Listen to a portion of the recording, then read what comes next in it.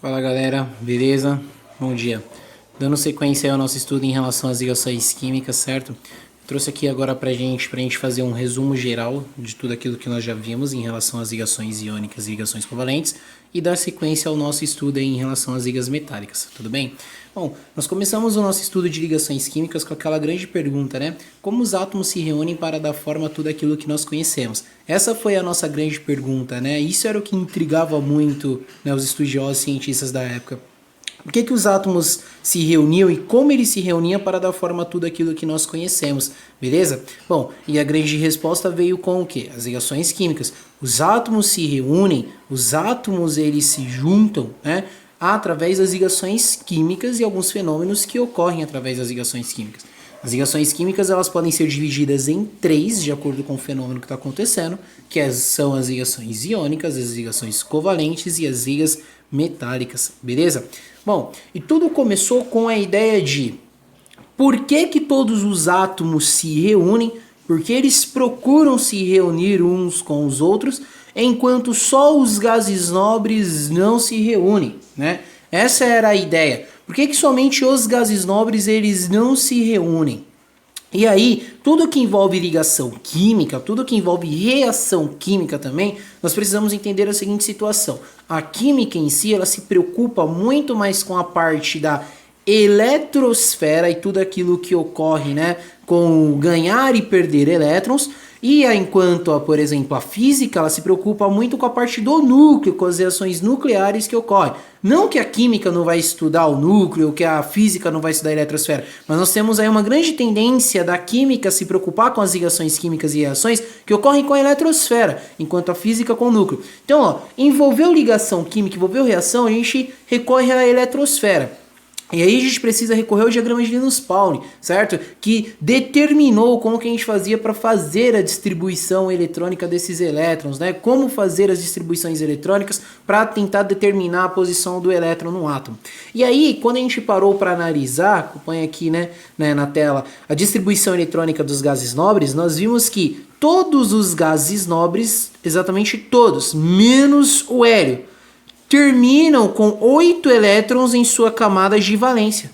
Todos os gases nobres. Quando eu digo camada de valência, eu estou afirmando que é o quê? A última camada de distribuição eletrônica de um átomo. A última camada, a camada de valência, a camada mais externa, é a última camada de distribuição eletrônica de um átomo, certo? Essa última camada, né, quando ela tem 8 elétrons na última camada, geralmente nós estamos falando de um gás nobre. Agora, todos os átomos procuravam se reunir, ligar-se uns aos outros, menos os gases nobres.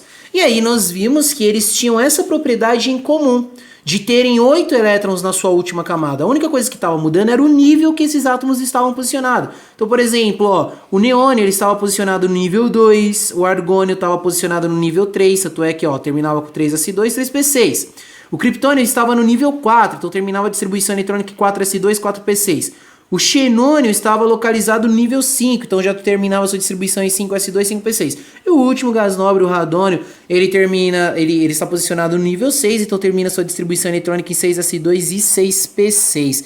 Beleza, galera? Tudo bem? Bom, a ideia é, a partir do momento que nós vimos, né, que os gases nobres eram os únicos átomos que não queriam, né, se ligar com outro átomo, eles não procuravam essa junção, nós definimos o quê? Que esses 8 elétrons estavam interferindo nisso. Tirando o hélio, que é o menor átomo que existe na natureza, né? Depois do hidrogênio, porque o hidrogênio sim é o menor átomo que existe na natureza, nós descobrimos através disso que ter 8 elétrons significa ter estabilidade.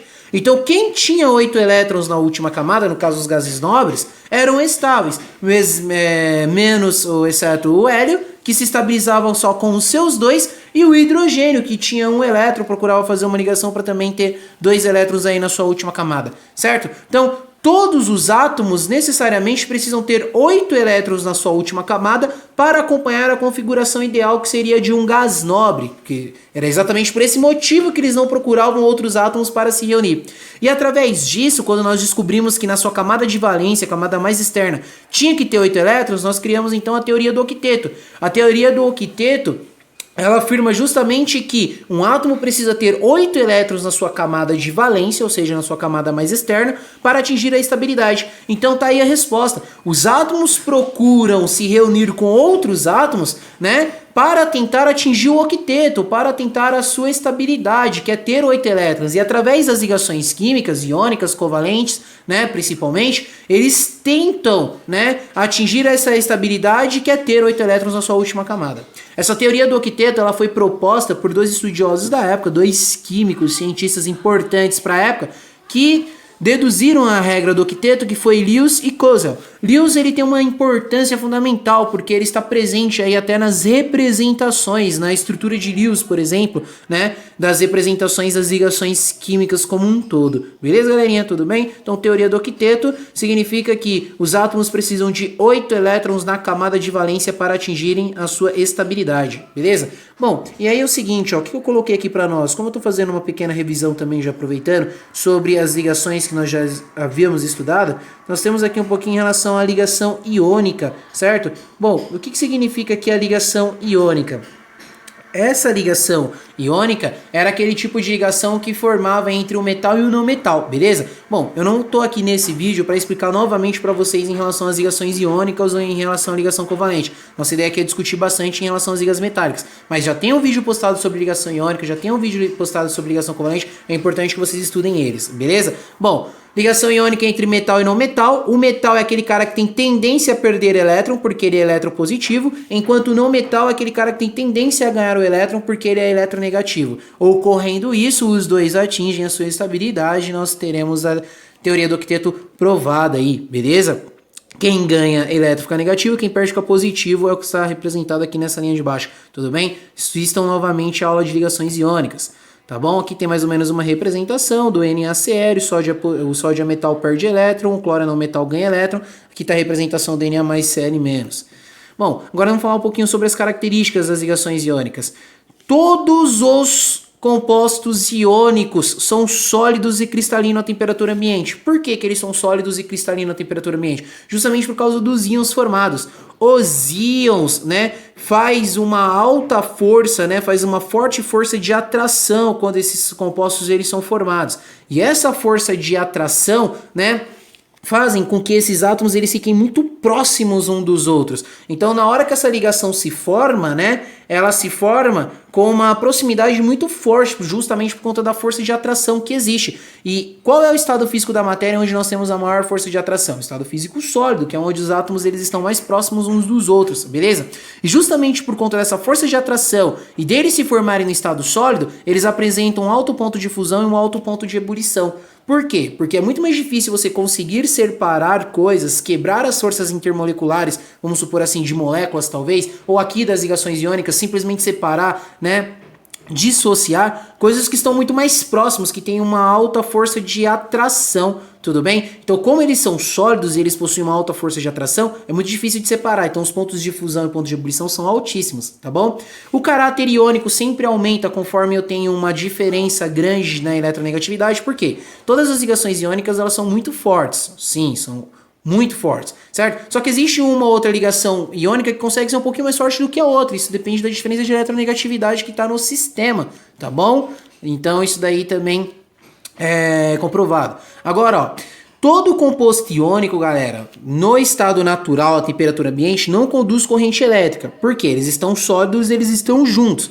Agora, a partir do momento que eu adiciono qualquer composto iônico em água, ocorre um processo chamado de dissociação. O que é dissociar? Liberar, separar os íons que já existem, porque eles vêm de uma ligação iônica, então já tinha íons formados. Quando eu coloco água, eu separo isso daí, certo? Aí a partir do momento que faz uma dissociação em água, todo o composto iônico passa a conduzir corrente elétrica, porque nós falamos que em solução aquosa, os compostos iônicos eles ficam fundidos, tá bom? Eles ficam fundidos e a partir disso eles conseguem conduzir corrente elétrica através da dissociação em água. Beleza, galera? Tudo bem?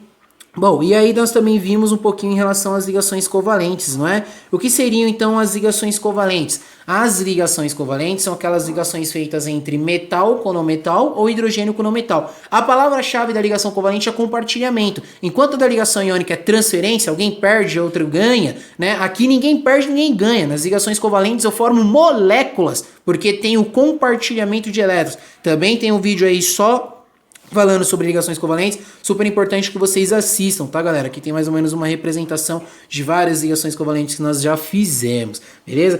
Bom, um pouquinho das características das ligações covalentes. Diferente das ligações iônicas, como aqui não forma positivo ou negativo, a gente não tem tanta força de atração. Então, dificilmente nós teremos algum composto no estado sólido. Pode até ser que tenha, né, algum sólido, mas aqui o comum é ter o quê? Todas as ligações covalentes, o mais comum é formar ou no estado gasoso ou no estado líquido, porque a gente não tem tanta força de atração aqui, certo? Aqui a gente tem um equilíbrio, né, dessas forças.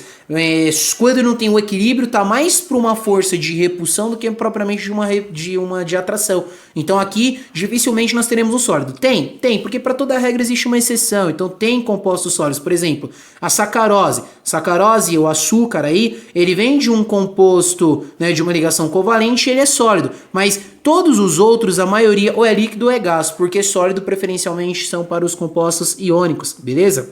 E aí, ó, o que a gente pode falar? Em relação aos pontos de fusão e aos pontos de ebulição, comparados às ligações iônicas, os compostos covalentes são bem menores, tá bom? Beleza? Porque a gente não tem tanta força de atração, eles não estão tão próximos assim, consequentemente, os pontos de fusão e de ebulição deles não são tão altos igual aos das ligações iônicas. Bom, em relação à condutibilidade elétrica, beleza? Lembra que eu falei, que eu acabei de falar? Todo composto iônico em seu estado natural não conduz corrente elétrica, beleza?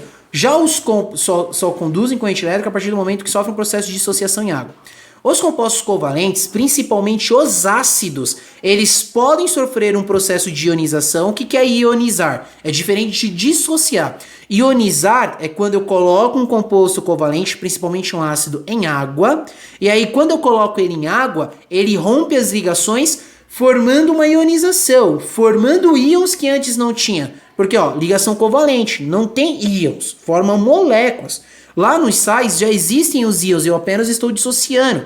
Nas ligações covalentes, para ter íons positivos e negativos, eu tenho que formar. E quando eu formo, eu falo que eu tenho um processo de ionização. Então, os ácidos sofrem um processo de ionização em água, que é a formação de íons que antes não tinha, e a partir disso eles também conseguem conduzir corrente elétrica, porque nós teremos aí, então, ânions, né, dispersos em solução, nós passaremos a ter uma solução eletrolítica, e isso então facilitará a condução de corrente elétrica, beleza? Então essas aqui são um pouquinho das propriedades, e agora a gente vai um pouquinho para as ligas metálicas. O que seria uma liga metálica, galera? Uma liga metálica ela é diferente total, né, dos outros dois tipos de ligação, que são as ligações iônicas e as ligações covalentes. A liga metálica ela segue uma outra teoria, ela segue uma teoria de nuvem eletrônica. Basicamente o que vocês precisam saber em relação às ligas metálicas. Quando eu pego um monte de metal, né, eles não seguem uma teoria do octeto para tentar unir. Então o que eu preciso fazer? Os metais, né, é um monte de sólido, então eles não vão ligar-se uns aos outros. Então eu quero formar, por exemplo, o que eu chamo de uma liga metálica. O que é uma liga metálica? Eu pego um monte de metal e aí eu coloco, por exemplo, dentro de uma caldeira fervendo, elevo a temperatura e atinjo o ponto de fusão deles. Quando eu atinjo o ponto de fusão desses metais, eles vão derreter, eles vão fundir-se, é o que nós chamamos de ponto de fusão dele. Quando eles fundem, eles estarão todos no estado líquido. Quando eles estão no estado líquido, eu consigo, por exemplo, misturar todos eles. Depois eu diminuo a temperatura, baixo bem a temperatura, certo? E aí todos eles ficam sólidos. Só que agora é um sólido o quê? Né? Misturado com todos aqueles metais reunidos. Tudo bem, galera? Bom, essa daqui é a base sobre ligação metálica. Eu vou postar um outro vídeo dando sequência em relação às ligas metálicas, é claro, isso daqui foi só um início. E aí, na próxima videoaula, a gente vai conversar tudo em relação às ligas metálicas, beleza? Um abraço, até a próxima.